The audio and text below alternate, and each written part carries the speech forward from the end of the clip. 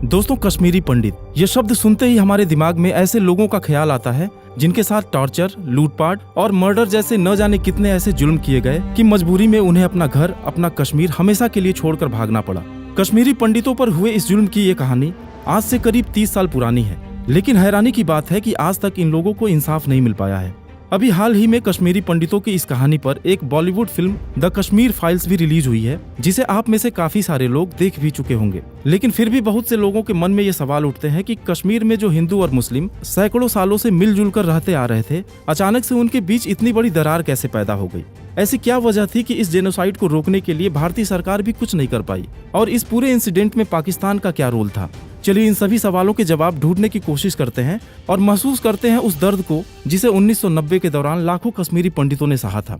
दोस्तों, कश्मीरी पंडित यानी कश्मीर में रहने वाले हिंदू ब्राह्मण लोगों का इतिहास करीब 5000 साल पुराना है। यानी इस घाटी में ये लोग पिछले हजारों सालों से रहते आ रहे हैं। मुख्य रूप से कश्मीरी पंडितों को 3 कैटेगरीज में रखा जाता है। इसमें सबसे पहली कैटेगरी है बनवासी पंडितों की, जो मुस्लिम शासकों के आ जाने की वजह से कश्मीर को छोड़कर चले गए थे, और फिर जब इन राजाओं का शासन खत्म हुआ तब वो वहां दोबारा जाकर बसे। इसके बाद दूसरे नंबर पर आते हैं मलमासी पंडित, जिन्होंने सभी तरह के हालातों का डटकर सामना किया और कश्मीर को कभी नहीं छोड़ा।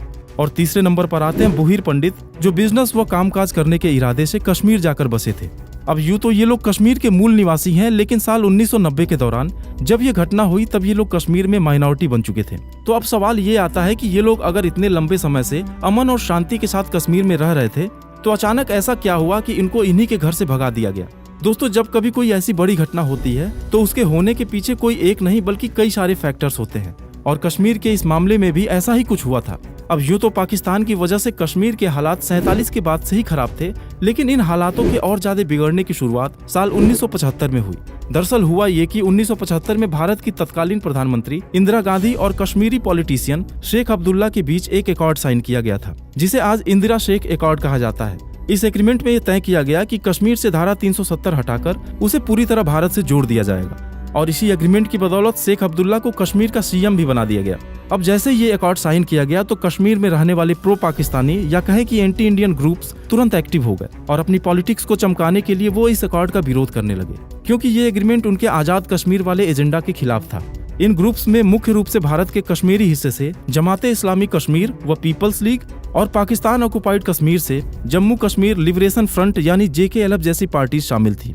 इन पार्टीज के लीडर्स ने कश्मीर के आम मुस्लिम्स को भड़काने के लिए सांप्रदायिक बयानबाजी शुरू कर दी, जिससे वादी का माहौल खराब होना शुरू हो गया। इसके अलावा 80 के दशक में इंटरनेशनल पॉलिटिक्स के अंदर भी कुछ ऐसी घटनाएं हुई जिनका सीधा असर कश्मीर पर पड़ा। असल में हुआ ये कि 80s के दौरान सोवियत यूनियन ने अफगानिस्तान पर कब्जा करने के इरादे से उस पर चढ़ाई कर दी थी।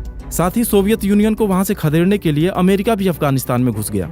इस सोवियत अफगान युद्ध में अफगानिस्तान के अंदर मुजाहिदीन नाम के एक रिलीजियस ग्रुप का जन्म हुआ, जो सोवियत यूनियन के सिपाहियों के खिलाफ युद्ध के मैदान में उतर गया। इन मुजाहिदीन के लिए पाकिस्तान ने POK के अंदर एक ट्रेनिंग कैंप बनाया, जिसकी पूरी फंडिंग अमेरिका के CIA के द्वारा की गई। असल में अमेरिका किसी भी कीमत पर सोवियत यूनियन को अफगानिस्तान से निकालना चाहता था, और इसलिए उसने मुजाहिदीन को ट्रेनिंग देकर उन्हें इस युद्ध में हथियार की तरह इस्तेमाल किया। अब पाकिस्तान ने जब देखा कि मुजाहिदीन उनसे ट्रेनिंग लेकर सोवियत यूनियन जैसी सुपर पावर को टक्कर दे रहे हैं, तो उसने सोचा कि क्यों ना इसी तरह कश्मीर के एक्सट्रीमिस्ट को ट्रेनिंग देकर उन्हें भारत के खिलाफ लड़ाई में उतार दिया जाए। असल में पाकिस्तान 1971 की हार से पूरी तरह बौखलाया हुआ था, और वो किसी भी तरह भारत से अपनी इस हार का बदला लेना चाहता था। इसलिए पाकिस्तान और ISI ने JKLF के साथ मिलकर POK के अंदर मुजाहिदीन की तरह ही कश्मीर के संप्रदायवादी लोगों को भी लड़ने और हथियार आदि चलाने की ट्रेनिंग देना शुरू कर दिया। यानी एक तरफ तो जमाते इस्लामी और पीपल्स लीग जैसी पार्टीज के लीडर्स भड़काऊ बयानबाजी करके कश्मीर के नौजवान लोगों का ब्रेन वॉश कर रहे थे, और दूसरी तरफ पाकिस्तान उन भड़के हुए लोगों को ट्रेनिंग और हथियार देकर उन्हें मिलिटेंट्स बना रहा था। इस ट्रेनिंग के दौरान उन कश्मीरी नौजवानों को बताया जाता था कि कश्मीरी पंडित उनके सबसे बड़े दुश्मन हैं, और उनका आजाद कश्मीर का ख्वाब तब तक पूरा नहीं हो सकता जब तक कश्मीर में ये हिंदू पंडित रहेंगे। इस तरह धीरे धीरे भारत के कश्मीरी हिस्से में मिलिटेंट्स और JKLF के सपोर्टर्स की गिनती बढ़ती गई, और कश्मीर की जिस वादी में कभी अमन चैन रहता था, वहाँ दिन ब दिन तनाव रहने लगा। इसके अलावा और भी बहुत सी ऐसी चीजें और घटनाएं हुई जिन्होंने कश्मीर के माहौल को बिगाड़ने में अहम रोल निभाया।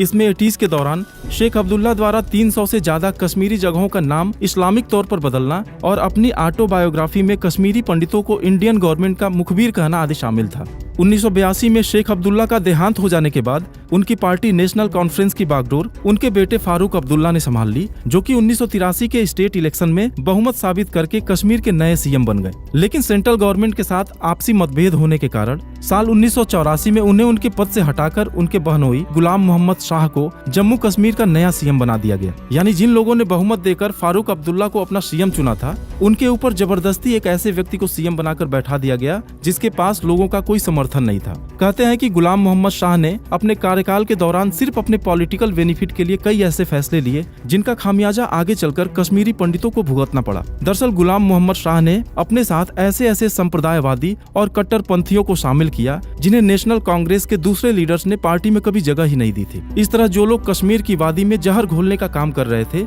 वो मेन स्ट्रीम पॉलिटिक्स का हिस्सा बनकर और भी कहीं ज्यादा मजबूत हो गए।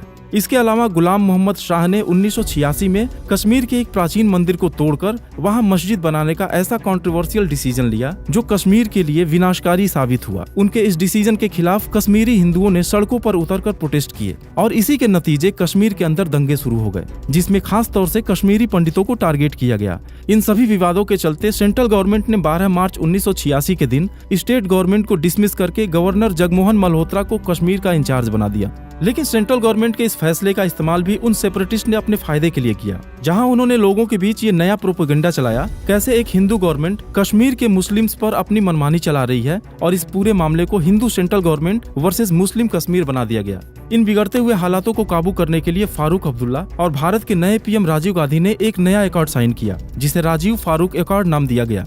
इस एग्रीमेंट के जरिए फारूक अब्दुल्ला लेट 1986 में दोबारा से जम्मू कश्मीर के सीएम बन गए। इसके बाद 1987 में कश्मीर के अंदर एक बार फिर स्टेट इलेक्शंस हुए, जिसमें नेशनल कॉन्फ्रेंस के साथ ही धार्मिक कट्टरपंथियों द्वारा बनाई गई पार्टी मुस्लिम यूनाइटेड फ्रंट ने भी भाग लिया। इन इलेक्शन में उन सेपरेटिस्ट ने हिंदू इंडिया वर्सेस मुस्लिम कश्मीर का एक नया नैरेटिव चलाया और लोगों से इस्लाम धर्म को बचाने के नाम पर वोट मांगे। लेकिन कश्मीर के लोग फिर भी उन कट्टरपंथियों की बातों में नहीं आए और उस इलेक्शन में नेशनल कॉन्फ्रेंस और कांग्रेस गठबंधन की फिर से जीत हुई।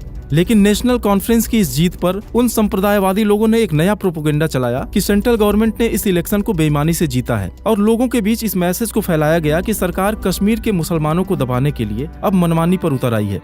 इन सब चीजों के अलावा 1989 के दौरान एक ऐसी घटना हुई जिसने कश्मीर के अंदर उन कट्टरपंथियों और मिलिटेंट्स को गवर्नमेंट से भी ज्यादा पावरफुल बना दिया। दरअसल हुआ ये कि JKLF मिलिटेंट्स ने उस समय के इंडियन होम मिनिस्टर मुफ्ती मोहम्मद सईद की बेटी रुबैया सईद को किडनैप कर लिया और सरकार के सामने ये डिमांड रखी कि जेल में बंद उनके 5 साथियों को रिहा किया जाए। अब होम मिनिस्टर की बेटी की जान बचाने के लिए सरकार उन 5 मिलिटेंट्स को छोड़ने के लिए राजी हो गई, और यही गवर्नमेंट की सबसे बड़ी भूल साबित हुई, क्योंकि गवर्नमेंट के इस तरह झुक जाने से मिलिटेंट्स का हौसला कई गुना बढ़ गया और उनके मन में जो सरकार का थोड़ा बहुत डर था वो भी खत्म हो गया। इस घटना के बाद कश्मीर के अंदर हिंदू पंडितों पर जुल्म होना शुरू हो गया, और इसकी शुरुआत 14 सितंबर 1989 के दिन से हुई, जहां भारतीय जनता पार्टी के लीडर टीकालाल टपलू की गोली मारकर मौत के घाट उतार दिया गया था। इसके बाद मर्डर का एक ऐसा सिलसिला शुरू हुआ जो कई महीनों तक चलता रहा। मिलिटेंट्स ने सबसे पहले उन कश्मीरी पंडितों को निशाना बनाया जो जज, वकील और पुलिस जैसे ऊंचे सरकारी ओहदों पर कायम थे। कश्मीर में फैली इस अराजकता को देखते हुए जगमोहन मल्होत्रा को एक बार फिर से गवर्नर बना दिया गया।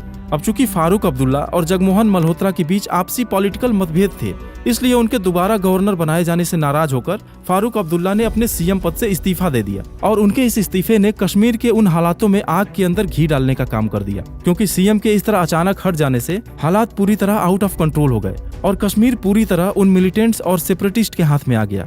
उसके बाद 4 जनवरी 1990 की सुबह कश्मीरी पंडितों के लिए एक ऐसी खबर लेकर आई जिसे पढ़कर उनकी रूह तक कांप उठी। दरअसल हुआ ये कि 4 जनवरी के दिन कश्मीर के एक लोकल अखबार आफ्ताब में एक धमकी भरा मैसेज रिलीज हुआ, जिसमें लिखा था कि सभी कश्मीरी हिंदू तुरंत कश्मीर को छोड़कर चले जाएं, वरना अपने हालात के जिम्मेदार वो खुद होंगे। ये मैसेज हिजबुल मुजाहिदीन के द्वारा छपवाया गया था। इस खबर के छपने के बाद कश्मीरी पंडितों के साथ मारकाट, लूटपाट, बलात्कार और मर्डर जैसी चीजों का सिलसिला शुरू हो गया। इसके बाद 18 और 19 जनवरी की वो रातें आई जिसे आज भी सभी कश्मीरी पंडित ब्लैक डे के रूप में याद करते हैं। दरअसल यही वो रातें थीं जब मस्जिदों को छोड़कर पूरे कश्मीर की बिजली काट दी गई और मस्जिदों के लाउडस्पीकर से भड़काऊ भाषण दिए गए। इन भाषणों में लोगों को कश्मीरी पंडितों के साथ मारकाट करने के लिए उकसाया गया। कहते हैं कि कश्मीरी पंडितों के साथ सबसे ज्यादा जुल्म और हिंसा इन्हीं दोनों रातों में हुई थी। उस समय हालात इतने ज्यादा खराब थे कि उनकी मदद के लिए कोई सामने नहीं आ सका। लॉ एंड ऑर्डर पूरी तरह ध्वस्त हो चुका था। सरकार भी उन मिलिटेंट्स के सामने बेबस नजर आ रही थी और तो और कश्मीर के जो थोड़े बहुत मुस्लिम हिंदू पंडितों के सपोर्ट में भी आए, उनको भी मिलिटेंट्स ने मौत के घाट उतार दिया। कहीं से भी मदद की उम्मीद न दिखने की वजह से मजबूरन उन कश्मीरी पंडितों को घाटी छोड़ने का फैसला लेना पड़ा और इस तरह हजारों लाखों कश्मीरी पंडित अपने घर, अपनी जमीन और अपना सब कुछ छोड़कर कश्मीर से निकल आए। इस हादसे को 32 साल बीत चुके हैं, लेकिन आज भी ये कश्मीरी पंडित इंसाफ का इंतजार कर रहे हैं। साल 2019 में जब सरकार ने कश्मीर से आर्टिकल 370 को रिमूव किया तो सभी लोगों को लगा कि शायद अब सब कुछ ठीक हो जाएगा, लेकिन कश्मीर के हालातों में अभी तक कोई खास बदलाव नहीं आया है। कश्मीरी पंडितों पर जो जुल्म हुए और जो नुकसान उन्होंने सहा, उसकी भरपाई तो शायद कभी नहीं हो सकती है, लेकिन उनके लिए एक छोटा सा इंसाफ यही होगा कि उन्हें उनका घर, उनकी जमीन, उनका कश्मीर वापस दे दिया जाए। और ये सिर्फ तभी पॉसिबल हो सकता है जब कश्मीर के अंदर अमन कायम होगा। अंत में दोस्तों, मैं आपसे एक बात कहना चाहूंगा कि कश्मीर में ये जो कुछ भी हुआ उसके लिए किसी एक पर्टिकुलर कम्युनिटी को टारगेट करना पूरी तरह गलत है, क्योंकि इन जेनोसाइड को उन टेररिस्ट और सेपरेटिस्ट ने अंजाम दिया था जिनका धर्म सिर्फ टेररिज्म था। ऐसे में अगर हम सिर्फ धर्म के आधार पर इन सबके लिए एक पूरी कम्युनिटी को जिम्मेदार ठहराएंगे तो ये सही नहीं होगा। हमें ये बात कभी नहीं भूलनी चाहिए कि आखिर में हम सब इंसान हैं और दुनिया में इंसानियत से बड़ा और कोई धर्म नहीं है। बाकी दोस्तों, हमारी आज की इस वीडियो में बस इतना ही। ये वीडियो आपको कैसी लगी हमें कमेंट करके जरूर बताइएगा।